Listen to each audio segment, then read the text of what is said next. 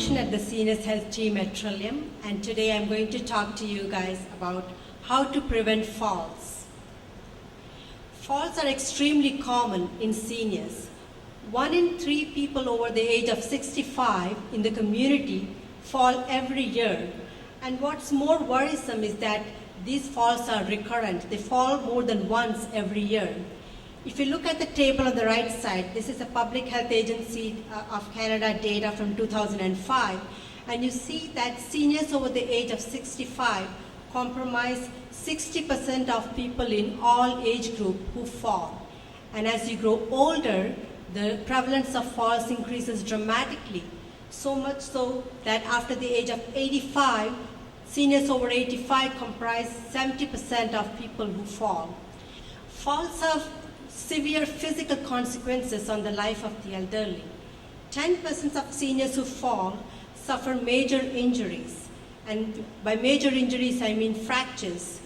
Hip fractures are 90% of hip fractures happen after a fall. And you all probably have known about the dreaded consequences of hip fractures. Soft tissue injuries requiring operative repair, as well as traumatic brain injuries, also are a result of falls. 50% of seniors who fall at their homes live alone, and many of them are unable to get up from the floor after they fall and have a prolonged life. And these are associated with severe life-threatening medical consequences.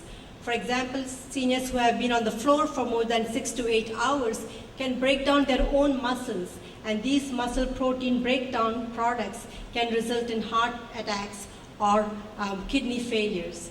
They also develop complications like severe dehydrations, pressure sores, etc. So falls actually increase the risk of death in seniors. In addition to physical consequences of falls, falls have great impact on the quality of life of seniors. Many seniors who fall repeatedly develop fear of falling, and they restrict their mobility. This leads to social isolation, and as Eileen just spoke about, less social engagement leads to much faster decline. Also, they become more and more dependent on their caregivers and spouses for their care, and this can lead to caregiver burnout and can increase the risk of institutionalization in our seniors. Falls are extremely expensive in terms of healthcare costs.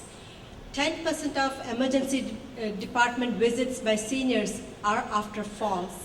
6% of seniors who present to the hospital with falls require hospital admission. This is in comparison to younger people who fall, who can be discharged from the emergency department right away. As people age, their requirement of being admitted in the hospital after falls increase as they grow older. So much so that seniors over the age of 85, if they have had a fall and come to the emergency department, it is very likely that they will get admitted. There are many systems involved so that we can get up from a chair or a bed and walk without falling. These systems include the systems involving the balance as well as general cardiac and lung reserves. In order to be able to walk without falling, you need to have intact vision and your balance centers working well. You need to have your brain and spinal cord in good condition and not under the effect of sedative medications or increasing dementia or stroke or other diseases affecting brain and spinal cord. And you need to have good muscle strength in your legs and arms as well as good joint function.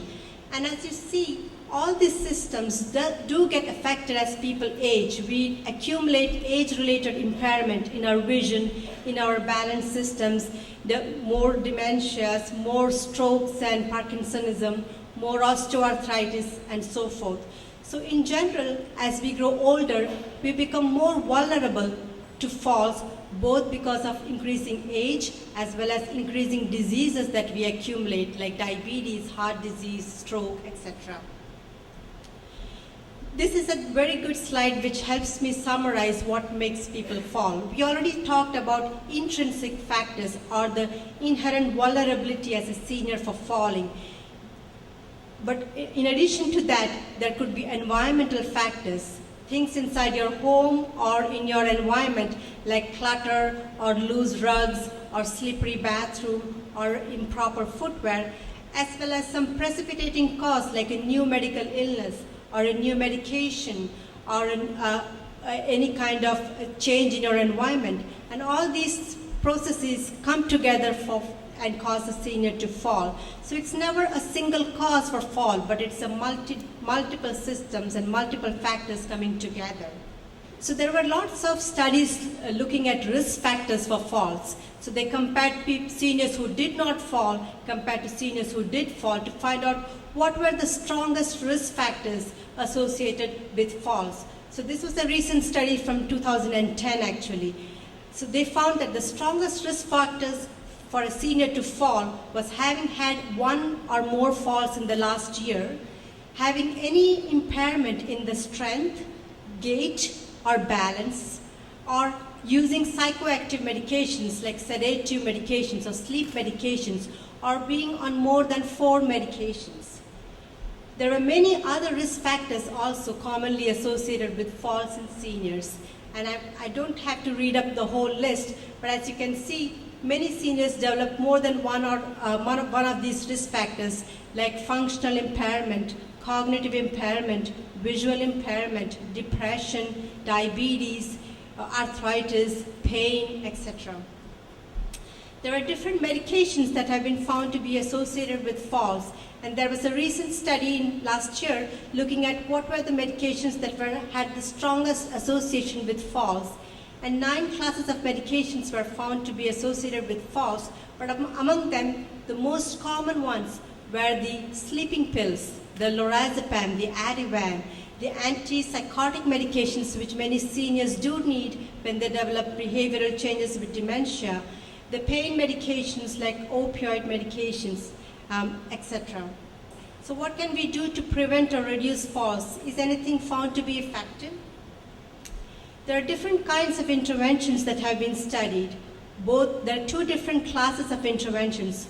One is looking at one particular risk factor and targeting that, and the other one is looking at multiple risk factors together in the setting of a falls clinic carried out by a team of members, a doctor, a nurse, a physiotherapist, a social worker, a pharmacist, and trying to see if we can impact on different falls risk factors together. Exercise is the single most effective method of reducing falls in seniors. This has been proven over and over by multiple studies. In fact, it is the most widely studied intervention for preventing falls in seniors. And it can reduce falls up to 17 to 35%. And the different kinds of exercises have been found to be effective. But most of them need to have some component of balance training associated with the falls prevention exercises. Tai Chi is one of the single largest type of exercises that was studied, and it was found that the rate of falling did decline by 25 to 33%. The biggest thing about the exercises is that when people stop exercising, they do not keep the benefit they gained. So people who start exercises need to continue it in order to keep the benefits with them. There are many other interventions that were looked at which had mixed evidence. Cardiac pacing in people who had very slow heart rates, cataract surgeries in people who have visual impairment, home safety assessment by an occupational therapist in people who have been admitted with a fall, medication reduction with the help of the family doctor, and vitamin D. Vitamin D has been found to be emergingly important in reducing falls, and there was a recent big study that looked at vitamin D and found that vitamin D in high doses, up 700 to 1,000 units per day, helped to prevent falls.